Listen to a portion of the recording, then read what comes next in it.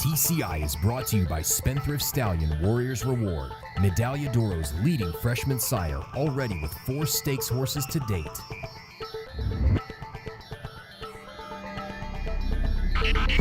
Welcome back to TCI, your inside track to the Breeders' Cup. Alongside Joel Cunningham, I'm John Siegel. Well, Joel, we got purple on the set, so that can only mean one thing. The Breeders' Cup is right around the corner. 11 weeks away, baby. I mean, it's time to start. You know, we left off with the 3-year-old picture when we saw California Chrome get derailed by Toneless in the Belmont Stakes. So it's only fitting to come back now in the biggest 3-year-old race second half of the year, and that's the Travers, John, Saturday. But that's really not the only race going on. I think we definitely have to talk about the Pacific Classic, because you have another top 3-year-old in action. That's your 2-year-old champion, Share Belief. So a lot of good racing action this week, but we left off with the 3-year-olds, so let's start with that group. Well, you mentioned 2-year-old champion, Shared Belief. A lot of people don't know about him because he got injured, and then he was off the Triple Crown Trail. So, you know, people kind of forget about him. But, Joel, this horse is coming back, and he's running really well. You know, if I had to have you rank these 3-year-olds, you know, right now, we did the top 10 going into the classic races there with the Derby and the Preakness and the Belmont. Sure. But give me 5 horses right now. Tell me who they would be, your top 5 3-year-olds going into the classic. Well, let's take a look at it on the graphic here, John. And again, the criteria is who has the ability, the upside, and the stamina to handle a mile and a quarter. You know, remember last time this year, we had Will Take Charge on the list off his good runner-up performance in the Jim Dandy going to the Travers. Liked him quite a bit.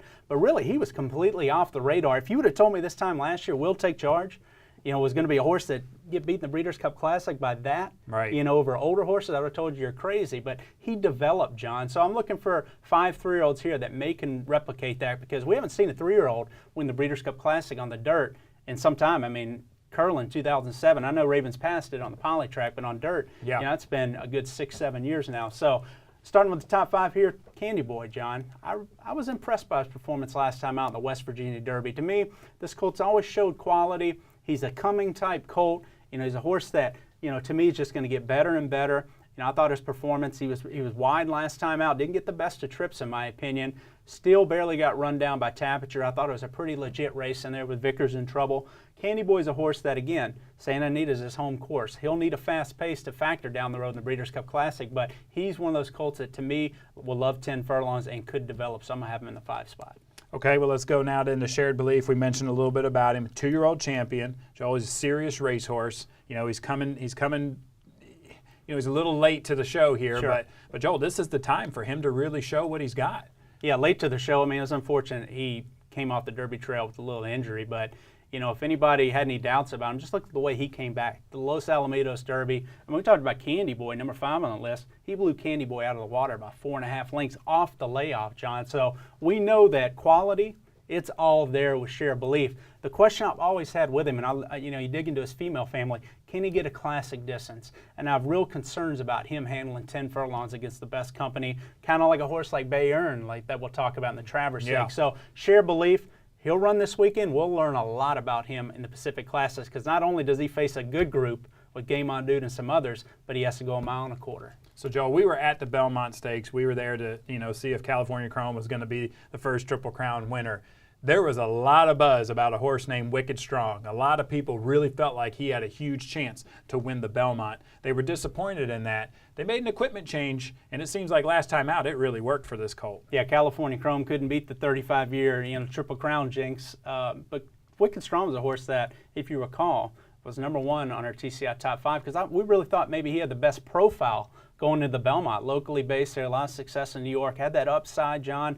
Look at the dosage and the pedigree there on the female side. Thought he'd handle 12 furlongs. I personally don't think he ran all that great at 12 furlongs. And, you know, look, we talked about this. Most of them won't handle 12 furlongs. Toneless did clearly as well as any, as well as and Commissioner did as well.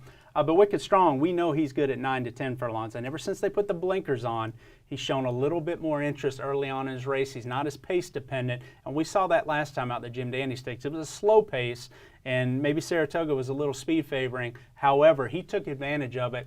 We saw a big performance there, and now he comes back where I think 10 furlongs is going to be just fine for him in the Travers, and he's a legit contender. Well, California Chrome, Joel's a horse. He's taken some time off. He's missed some races. You know, he got stepped on coming out of the gate in the Belmont. They feel like that compromised him a little bit. They did right by him. They gave him some time off.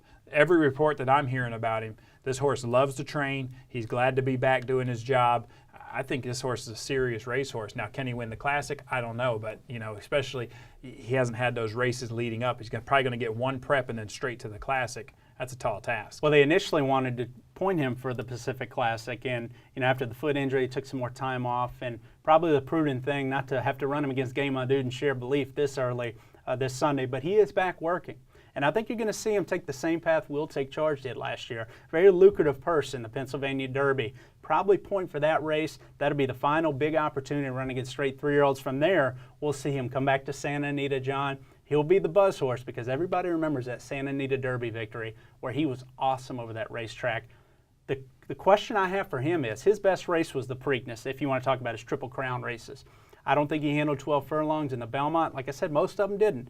Personally, I didn't think his Derby was that brilliant either, and he's still a horse that, to me, his sweet spot's probably about 9 furlongs, in my opinion. So he's another colt that, while we know the quality is there, and we know he likes Santa Anita, which makes him prominent on this list, can he handle 1.25 miles against the best older horses in the country?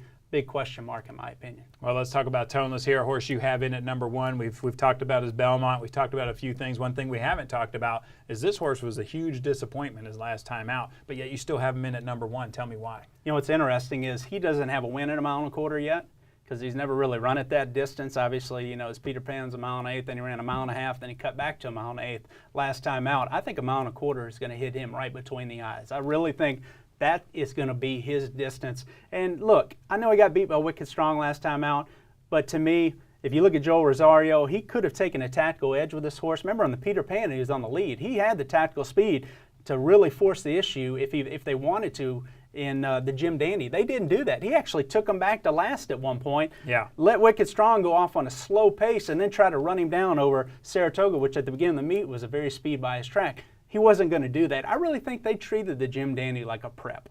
Not that they didn't want to win it. They treated it like a prep, allowed him to get over the Belmont Stakes, 12 furlongs, a tough race there, really set him up to run his best on Travers Day. And I believe going back Saturday at 10 furlongs, he's the horse to beat, and he has that tactical speed. I think Joel Rosario's going to have a better place this time. I think he's going to have Bayern in his tracking sights, and I think Toneless is the best horse this week. Bayern's going to get the distance test, as is Shared Belief. But, Joel, if he's going to win the Travers, then I think he's going to earn that number 1 spot that you have him in right now because, he's going against Commanding Curve, Kid Cruz, Mr. Speaker. Yeah.